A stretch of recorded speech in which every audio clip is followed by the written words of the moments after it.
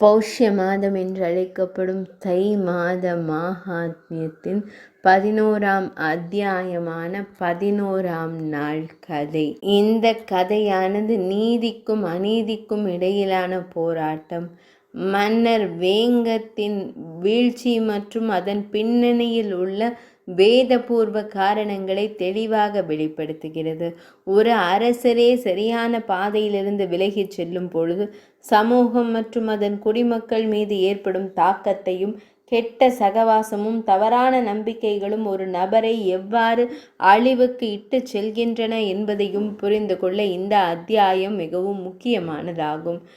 இந்த பௌஷ்ய மாதமான தை மாதமானது அன்பான பக்தர்களே, இது வெறும் ஒரு மாதம் மட்டுமல்ல, சுய சுத்திகரிப்பு, ஞானம் மற்றும் பக்தியை எழுப்புவதற்கான நேரமாகும். இந்த மாதம் பௌஷ்ய மாதமான தை மாதத்தில் தினசரி கதைகளை செவிமடுப்பது மன கோளாறுகளை அமைதிப்படுத்துகிறது, பாவங்களை நீக்குகிறது மற்றும் பகவான் ஸ்ரீ மகாவிஷ்ணுவின் சிறப்பு ஆசீர்வாதங்களை அளிக்கிறது என்று வேதங்கள் கூறுகின்றன. வாருங்கள் தற்பொழுது இன்றைய கதையை முழு கவனத்துடன் செவிமடுப்போம். ஹரே கிருஷ்ணா. நைமிசாரண்யத்தில் கூடியிருந்த முனிவர்கள். சூத கோஸ்வாமி ஒரு பெரிய மனிதரிடமிருந்து பேணன் பிறந்து தர்மத்தை பின்பற்றுபவராக இருந்தபோது அவர் எப்படி அதர்மத்தை செய்தார், தர்மத்தை கைவிட்டு எப்படி பாவத்தில் ஈடுபட்டார் என்று கேட்டார்கள். முனிவர்களின் இந்த வினாவிற்கு பதிலளித்த சூத கோஸ்வாமி, முனிவர்களே,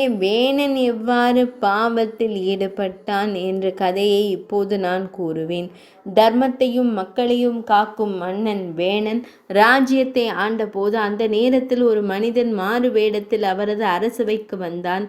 அவன் நிர்வாணமாக அவன் உடலில் நுழைந்தான். அப்படி இருந்து அவன் மனதிற்குள் புகுந்து மன்னனின் நல்லொழுக்கம், நற்சிந்தனை, நற்செயல்கள் அனைத்தையும் கெடுத்தான். கெடுத்து மனிதனின் மனதை கெடுத்து மன்னனின் மனதை ஒரு ஆன்மா பக்தரின் உடலில் புகுந்து அனைத்து விதமான விஷயங்களையும் கற்றுக் கொடுக்கிறது. வேணனின் மன மாறுதலை இந்த கதை உணர்த்துகிறது.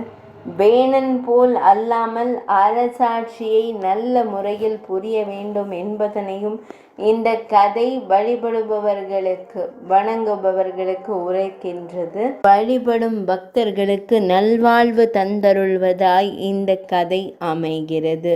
பௌஷ்ய மாதம் என்று அழைக்கப்படும் தை மாத மாஹாத்மியத்தின் 11ஆம் நாள் கதையானது இனிதே நிறைவடைந்தது.